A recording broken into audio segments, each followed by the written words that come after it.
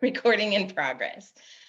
All right, well, welcome to the new edition, I suppose, of DEIJB Conversations with our South Central region. I'm Reverend Jackie Fernandez, and I'm really excited to have been asked to facilitate these conversations. The format that we'll follow is one that we are using in the Spiritual Business Mastermind, and I've participated in that support call for 2 years, and I love the format. So our first session of the month, which is second Thursdays, will be recorded, and I'll have content. I'm hoping to bring in guest speakers, so it's not just my voice, but that we have that benefit of diversity and subject matter expertise from time to time. And then our second session of the month, which is fourth Thursdays, will be really open discussion, and that will not be recorded, so that we can really test the waters of vulnerability and really create that brave and safe space in a way that we might not if we knew we were being recorded. So I'm going to give some homework assignments, and it's up to you. I'm not going to grade it. I'm not even going to tap you on the shoulder to see if you did it, but we will then look at that and discuss it in our fourth Thursday session. So I hope that you're willing to play in that realm as well, because if it's not practical, then what are we even doing, right? So let me share my screen.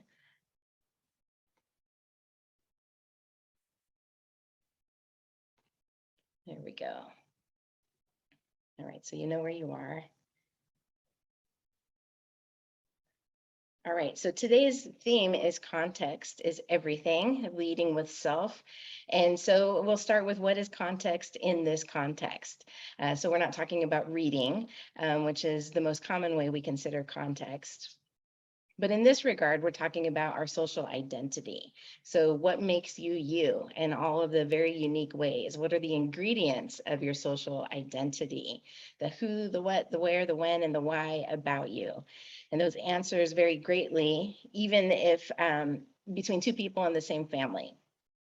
So it's really important that we bring this idea of context forward, and to me, to begin our joint conversation of the DEIJB subject matter, to really look at context so that we know that we are bringing ourselves to the table and that we have an awareness of what it is about ourselves that we're bringing to the table. So when we talk about diversity, equity, inclusion, or inclusivity, justice, and belonging, if we don't even know who we are and what we're bringing to the table, we may not be as tuned into what other people are bringing to the table. And then it's really difficult to get to a sense of belonging. So I want you, as we're, excuse me, as we're looking at this slide, to really think about the who, the what, the where, the when, and the why about you. And there are some prompts there, and it really can expand beyond these prompts, but let's begin with race, age, which includes generation, like social generation that you're born into, ethnicity, gender, sexuality, and disability status, socioeconomic status, which includes access to healthcare, geographic location, education, family structure, hobbies, beliefs, career, experiences, and the list goes on. Everything that makes you uniquely you. So I'll give myself as an example. I'll include my star sign, right? So I'm a Sagittarius and coming and going, as I say. So rising and setting, however you want to term that. I'm an Enneagram 7, which has the planet Jupiter. So I like to say I'm a triple Sagittarius, so I'm all fire, baby. I was born in 1974, so I'm toward the end of Generation X, which means I have some millennial culture in my system. But very solidly Gen X, and I'll be 50 this year at the end of the year. I was born to a teenage mother, single teenage mother, and into a Catholic family. We are Mexican American, and 3 of my 4 grandparents are from Mexico. 1 is from Germany. And when I say from Mexico, 1 is born in the United States, but we trace our history 16 generations back into New Mexico. So we say the border crossed us. We didn't cross the border in that particular lineage. And so that really feeds into who I am on this particular land. I was born female and I am quasi non-binary. So my pronouns are she, they. I am queer, I identify as queer. I am able-bodied, and I always say for now, because that's something that changes through our lifetime. And for me, it's important to keep that awareness. My socioeconomic status, I would say, is middle class. And I think it's, for me personally, harder and harder to assess that in this country as the gap widens. But I do have good access to healthcare, and I know that that impacts my lived experience. I'm in the Midwest, currently in the West Coast. I grew up on the West Coast, so I have that in my blood, and I feel the difference. But I've lived in the Midwest for more than half my life, and it very much feels like home. I have a master's degree. My family structure is like, we don't have time in this 1 hour conversation to cover my family structure, but I will say that I have a large family with lots of dynamics. I have a lot of outdoor hobbies. I love to snowboard. I'm a musician, so music is really big for me, both personally playing it and enjoying others playing it.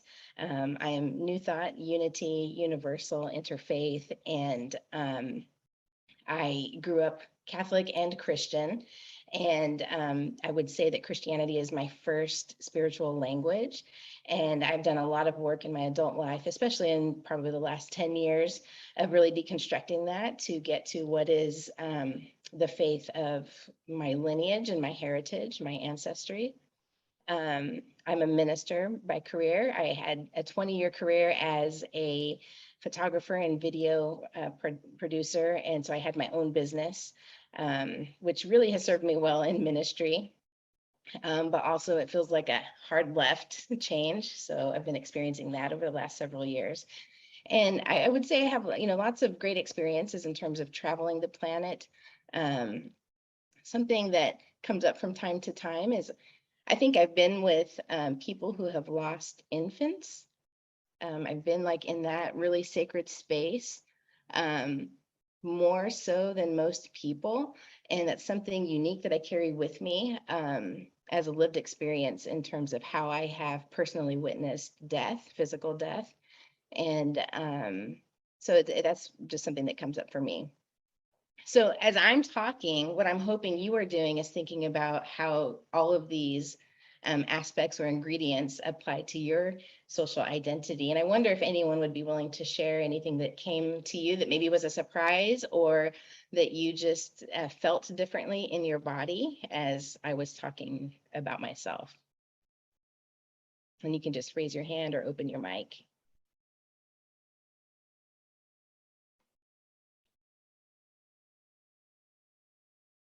I would say, and I would ask the question too, do you think about yourself? Do you think about your context and what it maybe indicates to you about yourself, or what you bring with you when you enter a room or a relationship or a conversation? Robin.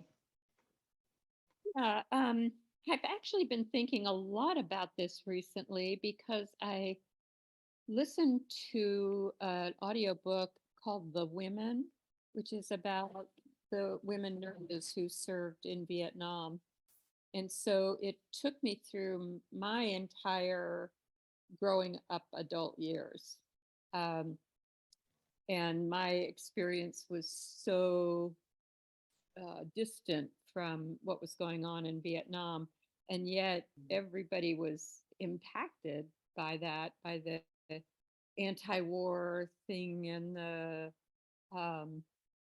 vets coming home and not being accepted, being rejected, really, and on and on and on. So I was very much protected by living a white privileged childhood and adulthood and working as a nurse. So I was in another bubble altogether. And yet I had a very close friend who was a nurse in Vietnam. And so this listening to the story of that hit me so differently, so deeply. Just the whole turmoil of that era, the late 60s and 70s, especially when I would have been the age of the kids who were going over to serve in Vietnam. And of course, I knew people who were. And so the feelings that came up about that were intense. The knowing that I knew what was going on, but I didn't really, if that makes sense. You know, I saw the stuff on the news, but I didn't really know what it was like to be in service in Vietnam. And then again, in the streets, the whole racial thing was going on at the same time. So I feel as if I grew up in a protected bubble, and I'm just going into a deeper level of grasping that and really feeling that. Thank you for sharing. That's a beautiful share. So absolutely, it kind of goes back to what I was saying about even in the same family, we can have very different context. And even in the same generation, you know, when we expand to a global context, having a very different experience based on where you are on the planet or where you are in all of your social identities of walking through even a global experience in a very different way.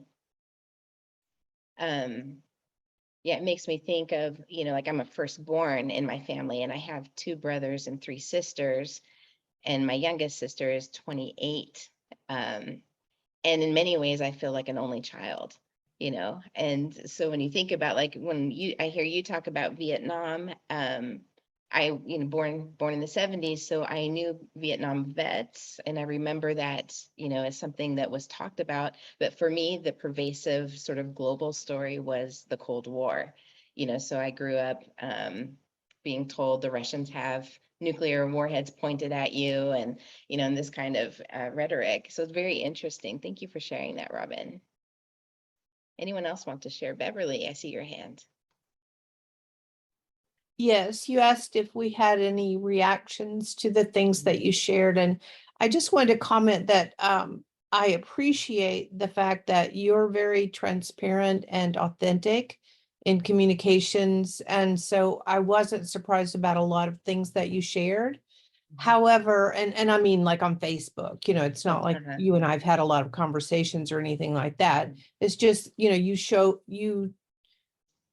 show fully who you are and how you show up in the world. But the one thing, and I appreciate that, so I just want to acknowledge that, so I wasn't surprised. I did feel a deep pang of empathy when you said you had, and I'm getting a little emotional talking about it, you have been in proximity to multiple people who have lost infants or young children. And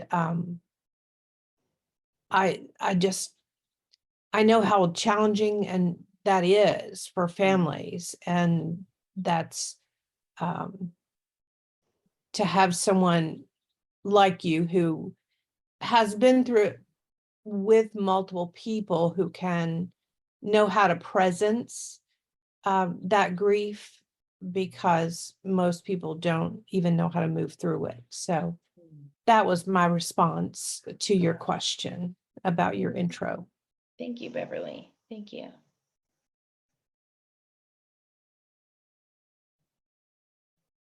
Anyone else want to share what came up for you, Brenda? Well, I'll try to context myself. Is that what I'm trying to say? Yeah. Okay. I'm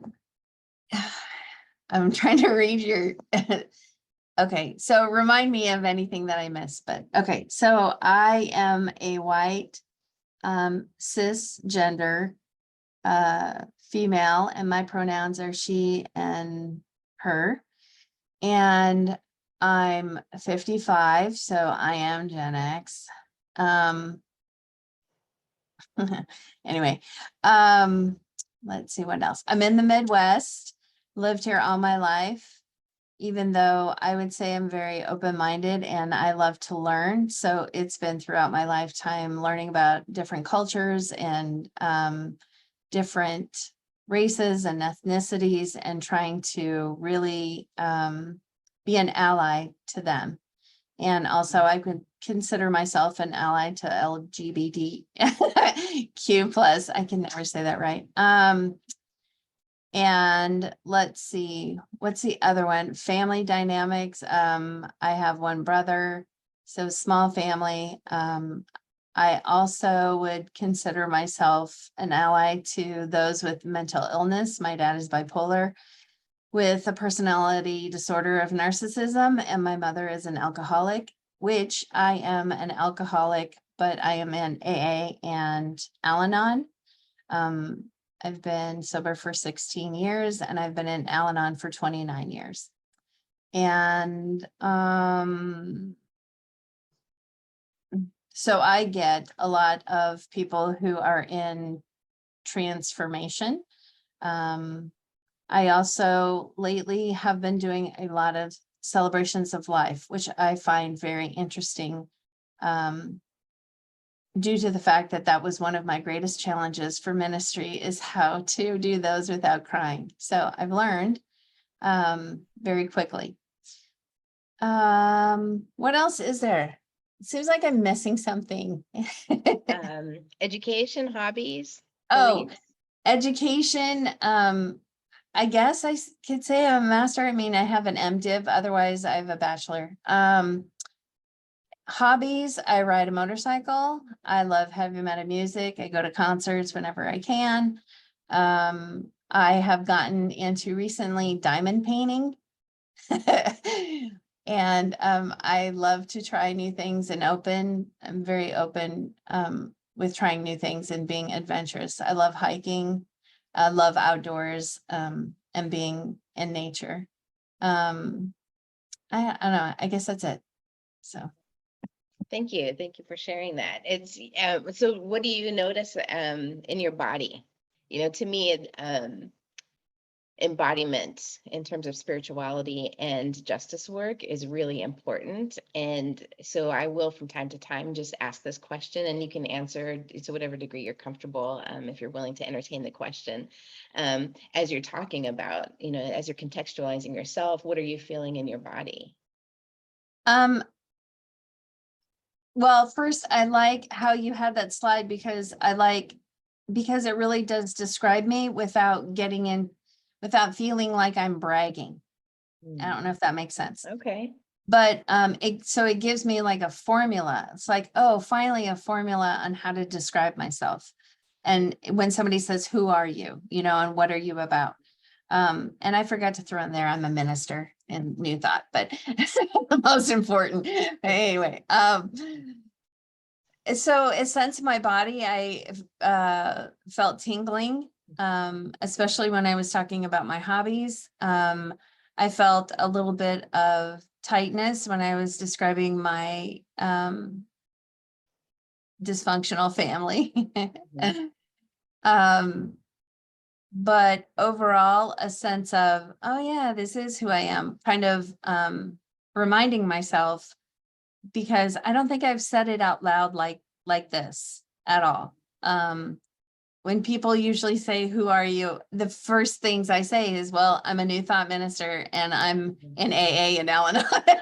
It just shuts people down because they don't know what to do with that. So, yeah, so that's, you know, a little bit of like, oh, this is cool. Okay, I get this. So yeah, it was good. Cool. Thank you. Would anyone else like to speak to your own context or what came up for you just in observing other people sharing theirs? Okay. So why does context matter? This is really cool because this is going to circle back to just some things that you all shared naturally. So so it's not going to be a stretch, but you know, what we love to say in Unity, we are one and we accept everyone, right? So why do we need to look at our differences or unique social ingredients? And when we understand our unique identities, we acknowledge and learn from each other. And what I heard Beverly speak to was empathy. She felt empathy arise in her. Robin talked about perspective. Brenda, you also talked about perspective and your willingness to kind of go into how your body was responding. It also gives you perspective about your own relationship with your identities. But that's also going to then cultivate empathy when you're connecting with other people. So context is everything. And I'm going to give an example here. So we can consider the different lived experiences of two women. So we take a cisgender white woman and a Black transgender woman. So both women, both experiences are valid and true, and both will experience discrimination, at least in this country. We know we are in a systemic, just pay gap, right? So we know that these women are not going to make as much as a cisgender white man. So there will be discrimination experienced, but very different in terms of privilege and social capital. So when we talk about social capital, is what you carry with you because of your context, because of your place in society, your access to power and privilege, your access to community and connection, your access to healthcare, your access to connection with other people. So, and there's an asterisk there. So if we add the nuance to both of these women, cisgender white woman and a Black transgender woman, if we begin to add the nuance of socioeconomic status, education, employment, then you get to see how even more different the lived experiences will be of these two women. So when we talk about women in general, becomes a different conversation when we start to look at the full scope of a context of a woman. Any thoughts coming up for you about that? Or questions, Micah? So I guess I just want to challenge the idea that we accept everybody in unity. I'm a trans man, among other things. I think of a lot of trans women who walk into unity churches who are at the beginning of their transition. And for me, it was very easy to fit in and go stealth. But for a lot of trans women, that's not the case. They still maintain traditionally masculine characteristics. I also know of trans women who choose to maintain their beard. And I just think in that case, our churches would feel very uncomfortable and likely unwelcoming to that particular person. So while we like to say that we welcome everybody, I think in practice, we have a lot to do, a lot of work to do. Yes, and sorry if I didn't make that clear. That's why I included that as why does context matter? And let me go back up to that. An answer might be, well, why would context matter? Because we are one and we accept everyone, right? And to your point, that's not entirely true. And it's not an honest and authentic demonstration of the oneness principle if we just sort of blanketly whitewash everyone. And I say whitewash because that is the dominant culture. So it Right. would go to a whitewashing of we're all the same and we're all one, which means we're all like the dominant culture, and anything less than that is a failure. Right. Yeah, so thank you for highlighting that. That's absolutely was my intention for that. And so the, when we understand our unique identities, then we can actually acknowledge and learn from each other, and we actually get to experience the depth of our oneness, that oneness is not sameness. And we get to really, to me, it's experiencing the depth of the divine. That the divine can show up in so many different ways. A cisgender white woman and a Black transgender woman are going to have entirely different lived experiences, both entirely divine and entirely human, both having experiencing different levels and depths of discrimination in this country. And that's just, an example. And there are all kinds of other nuances that would, we could even just say a cisgender white woman and a cisgender white woman, and then add the layers of socioeconomic status, education, employment, which of course goes into access to healthcare and family dynamics and all of those things. So when we sort of just blanket our oneness principle, and try to use it as a way to shirk responsibility, to lean in to these DEIJB conversations, we really fall short of living the depth and the gift of what it means to understand our oneness. And so these are sort of, if you want bullet points, why does context matter? And we saw it revealed with all of you who shared. Context creates perspective, which Robin shared.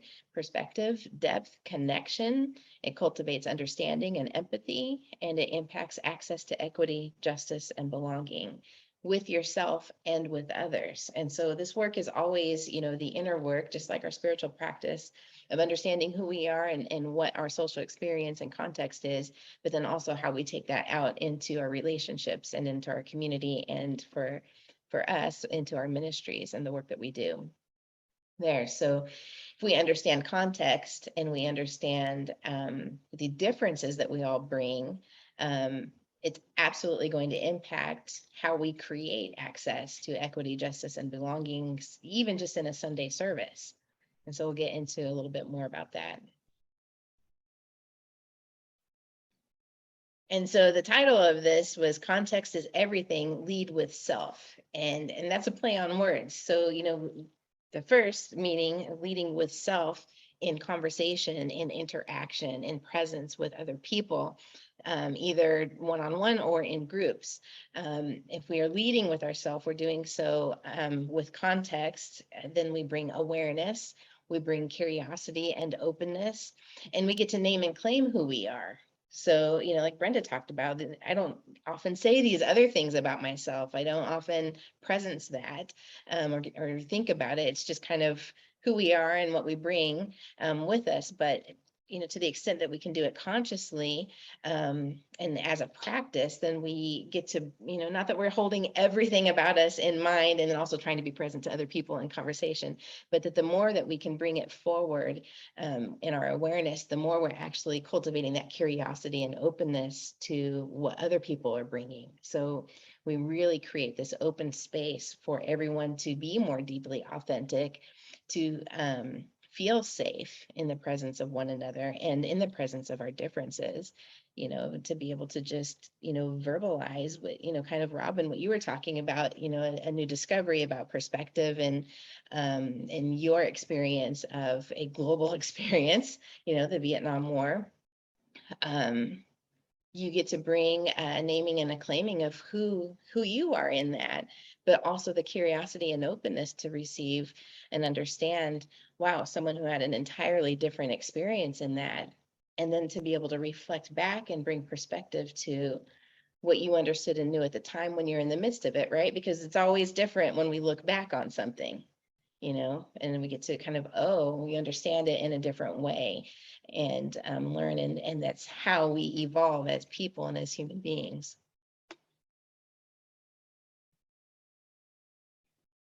The other way to lead with self is actually lead. So in our leadership roles, we become more relevant and relatable if we know our context, like to be able to say who I am and how that might impact what I believe or what I'm saying or how I'm even going to talk about something. This is my perspective because this is my lived experience, and yours may be different. And so to be able to hold that space, just even in consciousness, holds and creates safety for others to be seen in their context. And so it's also a way that we demonstrate our shared values. And many of us in our ministries have a core value of inclusive or inclusivity or diversity or something of that nature. And then we don't necessarily know how to actually demonstrate that apart from saying we accept everyone and we affirm you just the way you are. But that's really just the surface. So when we can get more deeply into demonstration of these shared values, it actually impacts our shared value of love, our shared value of joy, our shared value of whatever else we might have as those core values, community, being spirit-led or spiritual or faith, And then it impacts inclusivity through accessibility, because when we hold the awareness of people's context, then we become more able to have the conversations, and people are more vulnerable to be able to say, if someone who's neurodivergent and there's something that's happening in a Sunday service that is overstimulating, to be able to feel safe enough to come forward and say, because they've heard the leader give context to their own social ingredients, then they might feel a level of safety to say, if we could just not have the strobe light, during when the kids walk in or something, then I'm going to feel safer and better in this space. In our community at Unity Church of Overland Park, we have ASL interpreters on Sundays, and we're in a process of how to make that even a better experience for the deaf community. Right now, the ASL interpreter stands over on stage right and has a dedicated camera, so that on the live stream, they are kind of in the corner, or during the talk, they're side by side with the speaker.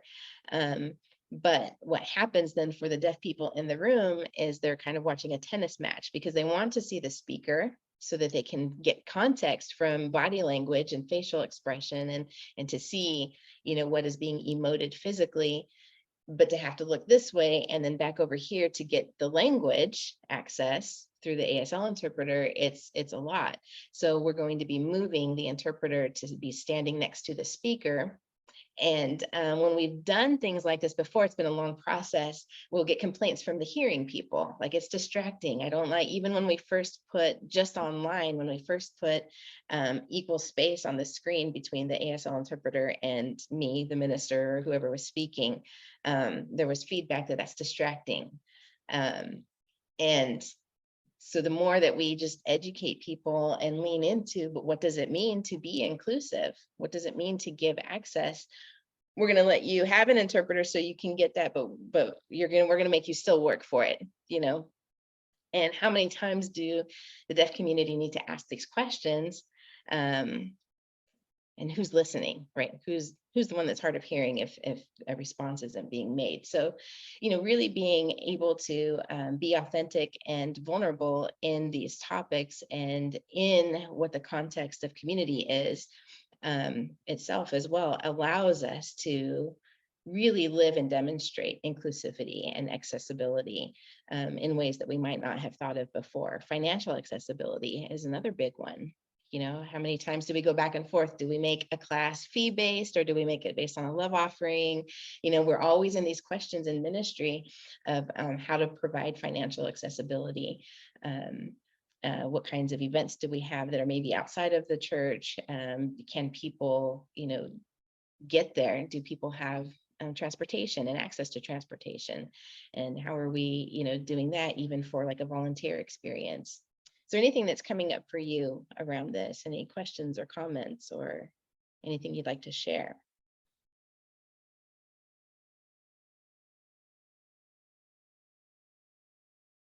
Okay, if anything comes up, just pop your hand right up. So, and this is where we get into the practical application in ministry, and really want to. There are many different ways. We could even just stop at the process of coming to terms and deeper relationship with our own context and our own social ingredients. Like that's enough, right? That's a whole experience for us in the inner work, and something that you probably already have been doing for many years, but to really expand the depth of that for you. And then when we take that into our relationships and into our ministry, it begins to expand. And then now we're also working in the energy of other people's context and their relationship with their context, and also with how it's coming forward and impacting and interacting and integrating with us. So when we talk about how we're going to bring that into ministry, I really want to focus on the areas of accessibility, belonging, and impact. And I described just a little bit about accessibility with the deaf community in terms of language access. And I can share another thing that we've added are boogie boards, not the kind that you write in water behind a boat, but boogie boards that you can write on. They're like a little flat board with a kind of a stylus. think like an Etch-a-Sketch that you don't have to shake really. So that there are like 3 that we have out in the sanctuary that hearing people can take. And if they don't know ASL, they can write on the boogie board and have conversations with the deaf folks. And we've also talked to people who are comfortable if they have like a notes on their mobile device on their phone, that they could use that or text back and forth to really close the gap between the deaf congregation and the hearing congregation. So we're always in this ever moving towards a hybrid deaf and hearing space. And that's just something that's been very important to me, because this community has had a long history of providing ASL access, but it's only been to the extent of having an interpreter on the platform during Sunday service. So over the last year and a half or so, we've moved to where everything we do, we provide ASL interpreters, which means sometimes for some events, we have more than one to accommodate multiple conversations. If it's a longer event, to support the interpreters so that they aren't getting fatigued, or if there are multiple speakers, so that we have diversity in the interpreters as well as hopefully the speakers. So that's one way that we really, carry that out. But there's also spiritual accessibility, which in many ways we are good in New Thought or in Unity, because we do affirm all paths.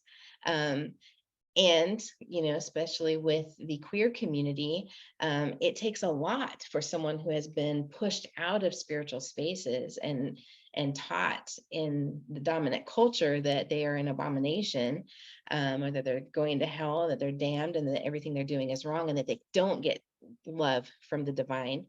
What it takes for someone like that to cross the threshold into a church, call it a spiritual center, but it's a church, and to have to wonder, am I really safe here? So how do we create that spiritual accessibility and messaging before someone has to make that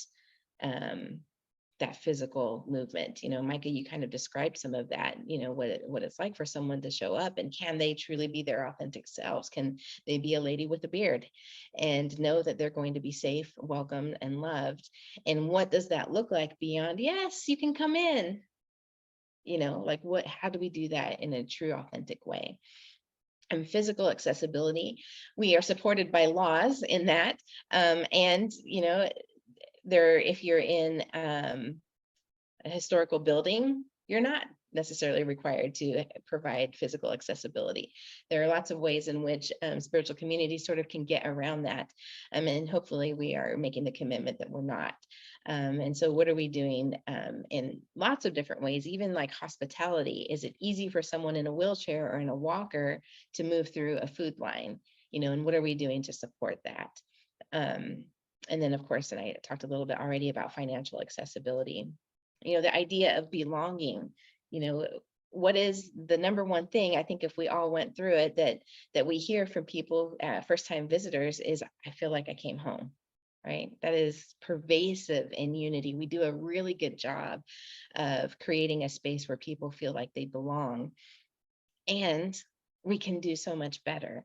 And this kind of work of understanding our context and the context of our community, even, we could even just step back in perspective and look at our community and go through the context, geography, socioeconomic status, what is reflected in the identity of our community and social identities of our community.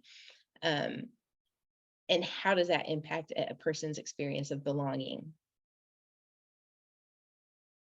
And so we want to be specific over general, like that general aspect of everyone is welcome and we're going to love you no matter who you are. That's a very general and broad statement, but we want to get specific. We are going to love you whose physical condition causes you to clap and emote loudly and inappropriately during service. We're going to give space for that. And any complainers, because we will have them, we're going to understand how to also communicate with them empathetically but to continue to cultivate the generous space of belongingness so that everyone can truly belong. The person who comes up and complains or has something to say about what you said during your talk every week, how are we creating that space of belonging for that person in a deep way? And it comes back to if I can understand my context and your context and where we meet in that and how we overlap in our interactions, then we're creating that deeper sense of belonging. You know, people, as we know, people want to be seen. And when we can truly see who they are based on their lived experiences and their social ingredients, then there is a seeing that happens in a very healing way. Impact. So back to demonstrating that oneness principle and the impact of truly living and expressing the ideals that we profess.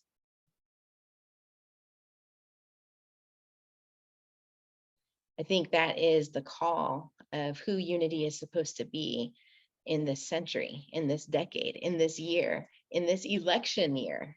You know, how do we manage somebody showing up in a vote for Trump shirt and other people running? That's not allowed. We can't have that here. Or those of you in Texas who know that a number of your congregants are packing heat, and walking into your church with, you know, with a gun, concealed or otherwise, and in the midst of a societal context of rampant gun violence and trauma around that.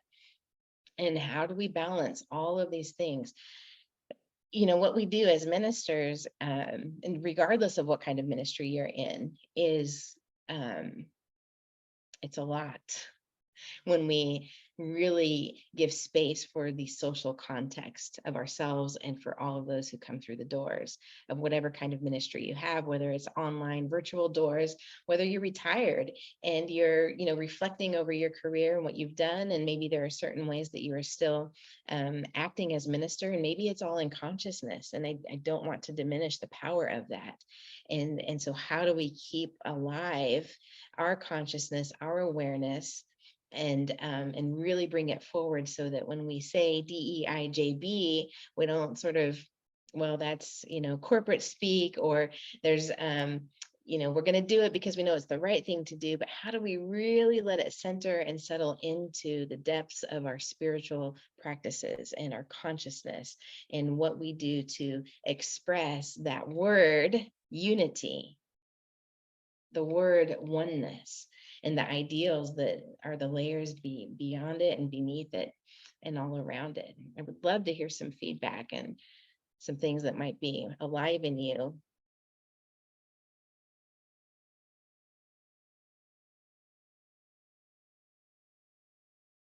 Micah, was that a hand raise and then a scratch my head? Robin.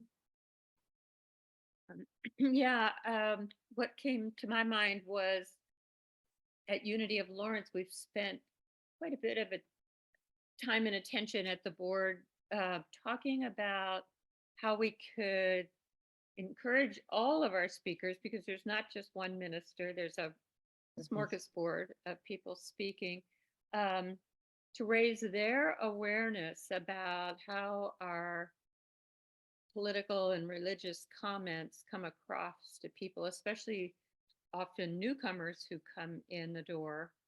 For example, I can't tell you how many times I've been in a Unity service where the speaker has said something about, oh yeah, I'm a recovering Catholic, and everybody in the room laughs, or Baptist, and everyone in the room laughs.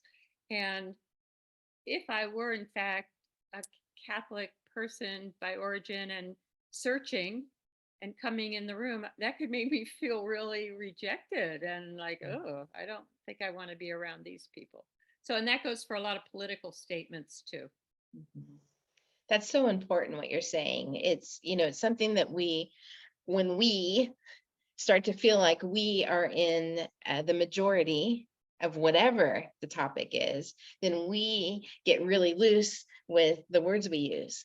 And I think it's so important that if we are really creating safe spiritual space and a sense of belonging, and if we're really connected to our oneness principle, then we're letting go of anything that would divide us. And that's not the same as putting a blanket of generality over everyone and say, well, it doesn't matter how you vote, we are all one, and so we all want what's best for our country, or you know, if you're a recovering Catholic, that's okay, you're welcome here. You know, we have to we start walking back on the words that we're using for the, you know, to recover that sense of belonging and oneness for each other. So if we can really clean out the phrases that we use like that, I think what you're talking about is really important. And I love that you're talking about it at the board level, and that the leadership, and how important that would be if you're having new speakers come in. And that's something, you know, we will bring in speakers who aren't unity. And so I will take time to talk with them. Like, if you're going to use Bible, this is how we use it. And you don't have to use it this way, but I want you to understand the context in this community of how scripture is used, and how it's not, you know, that kind of thing. But if we're allowing people to be authentic and in their truth, then I wouldn't tell someone what to do or not to do with scripture, but I would just give them the education of what we're doing here. And, you know, what you're talking about, you know, politics, and in this, and particularly in this year, when people feel so strongly and so divided and so scared, it's incredibly important that we get really disciplined about the language that we use, and that we aren't pushing anyone out. Because some people are like, if you didn't know who they were voting for, but you just listen to what they're saying, they're almost saying the very same thing, right? That they, you know, they're afraid of what's going to happen. They're afraid of who's in leadership, and what terrible things are going to be done. And it's like both sides of the aisle, so to speak. Robin. Yeah, I heard a speaker yesterday say, after the 2024 presidential election, 1/3 of our country is definitely going to become ballistic, regardless of who wins. Yeah. It's quite an astonishing place. It is. You know? It is. And as ministers, you know, who are grounded and rooted in this oneness principle, how do we express, maintain, and create and cultivate that space of belonging and oneness for everyone? And really, I would add to that comfort. You know, I just think it's really important that we have the discipline that you're talking about.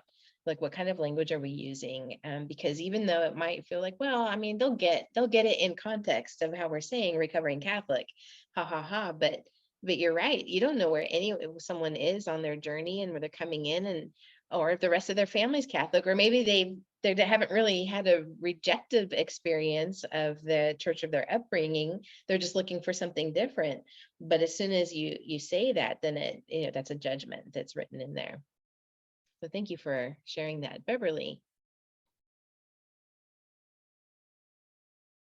I just wanted to share that I used that phrase one time decades ago with my sister-in-law, who is Catholic, and did the same awkward, you know, haha. And the look on her face, because she's very devout Catholic, and it wasn't funny, and she looked hurt and confused. And I would never have thought that it would have created that sort of pain for her to hear such a comment.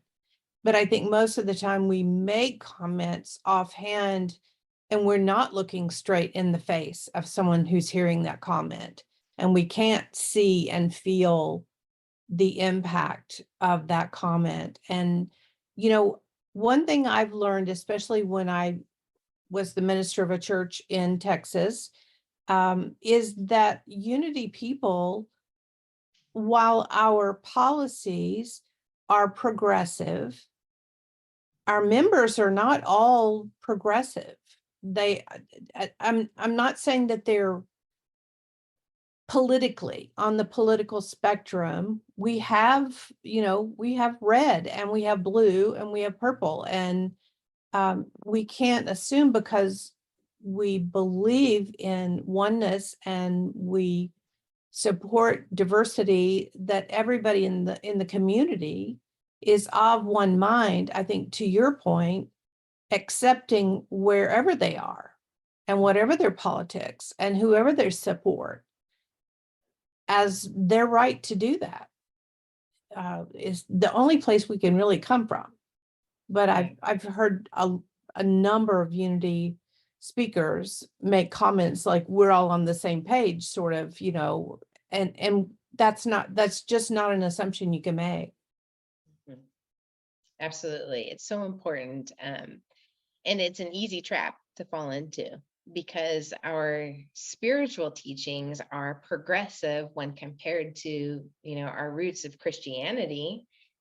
Yeah, you could say that's a fair statement, but you don't have to be a politically progressive person to be spiritually progressive. And the buckets that people put their own philosophies into are sometimes very separate. And they can come to church and there are churches or spiritual communities who might be considered otherwise conservative, who would say they love everyone. And yeah, we are all one. And still believe that I'm going straight to hell when I die, So getting, back to Robin's point too, is getting really disciplined about the words and the language that we use and then giving space for the impact that might have. Beverly, you're right on point of really understanding that impact of what we don't always see the person. We don't see our online congregations at all. And we have 35 to 45 that are there every week. And so I have no idea who they are and how what I say might be landing on them or with them or moving in their hearts. And so really, keeping in mind accessibility and belonging and impact can help us. That can sort of light the path of how we use our language and our spiritual language in a way that we intend, that reflects what we intend. What else is coming up for you? Micah.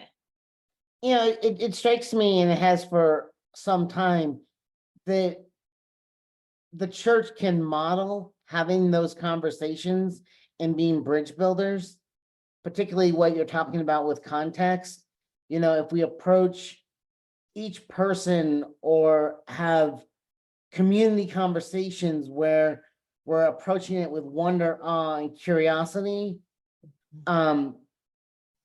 the deeper issues that are coming up in the sound bites can be uncovered and healed. Yeah, that's so powerful what you're saying. Absolutely. And how important it is, because it's a way that we can wake people up to what they're hearing in the sound bites, right? The sound bites sort of just become this white noise of what's happening all around us, and we're used to it. We can repeat it, and then we don't think beyond it. We don't really think into the depths of it. And you're absolutely right. That is the opportunity for true healing and connection, and could ultimately be the path forward for our grand community that we call this country, right? If we could get into the dinner table of families who are divided politically, and they could get beyond the sound bites and into the heart of the matter of what is truly beneficial for one another. I saw a TikTok this morning, and if you're paying attention to what's in the news about TikTok, there's the ban, and we have bipartisan buy-in for this ban. And so there's this narrative that's going around. Well, of course we do, because it's a place where people of all demographics are connecting, and it's becoming too much power for the people and for commerce and for influence, that it's threatening the financial structure in the country. So of course you have bipartisan buy-in to shut that down. And I thought it was so interesting, especially in sort of preparing for this particular session, of how we design community, at family level and at spiritual community level, and then into the larger society. And so what are we doing here? And I'm asking that question literally to us as ministers. What are we doing here? How are we getting past that noise and propaganda of those sound bites and staying truly grounded in our spiritual principles and the healing opportunities that are all around us, all around us. People are hurting, people are scared, people are scared of each other, and so what is ours to do in terms of creating healing spaces and opportunities. Well, thank you. We are about at the close time here. I did have another. I think we've covered this. So more practical application in ministry, removing that bottom line, removing oppressive barriers, creating resources, and systemic change. And that systemic change in our ministries, but also in the world. And then that's kind of just categorizes and summarizes what we just talked about. But not to take it lightly, the power and the impact of this work that, we might not see, just like, Beverly was saying, we don't see the people who we might be impacting individually, but we often can't see the system and how the system is changing. But we've got to trust that what we do day in and day out in consciousness is going to have that greater impact. That is the power of our faith. And so your growing edge. So your homework, as I promised, one, I would like you to find someone, one or two people, and just have a conversation about context. So either share your own context and maybe ask them to share theirs. And it could be someone you know well. It could be someone you don't know well. So whatever feels comfortable for you, to have a conversation about context and to really put words to your social identity, and have that space and conversation that maybe someone else is giving you theirs. And that's just an exercise. And then to identify where's your growing edge in terms of in your ministry work or whatever work that you're doing around accessibility, belonging, and impact. What is a space in this conversation that we've had for application, and what's one single action you can take? I don't expect you to come back with a plan in 2 weeks or to have launch something new, but where's your growing edge, and what's one step that you can take? And it might be simply like Robin described, having a conversation with your board about, hey, that little phrase about recovering Catholic or recovering Baptist, we're done with that. We're gonna retire that, just put that over there. Maybe it's just planning to have a conversation. So what's just one small action step that you can take? And I would love for us, when we gather again on the 28th, to be able to share those ideas and experiences with each other, and how that felt and what's moving in you around these topics. Our next meeting will be the 28th, and that will be the reflection session. And there's your homework again, if you need to see it in writing. And then next month in April, on the second Thursday, we'll talk about prep for Pride Month, pronouns and other easy things. So I want to work in advance of some of the things that will be more practical for you to use in ministry. So we'll talk about Pride Month in April, and that typically is, in most communities, Pride Month is June. Some communities have their Pride events throughout the summer, July, August, and sometimes even into September, October. But that will at least get us ready and prepared to have a strong Pride Month. All right, any closing thoughts, questions, comments? Robin? On March 29, 30, and 31, Jay Pryor is doing his gender reveal one-person show at the Lawrence Art Center, and it's also live streamed. And it's the most amazing, honest, open sharing about a person's lived experience with becoming trans, living trans, and all of the issues around it. I learned so much from that show. So you can just look up Jay Pryor on Facebook, I think is the easiest way I have to tell you how to find info. Okay, great. Thank you for sharing that. Mm-hmm. Any other closing thoughts? All right, then we are complete. And thank you so much for bringing your heart and soul to this experience, your wisdom and your grace. Have a beautiful day.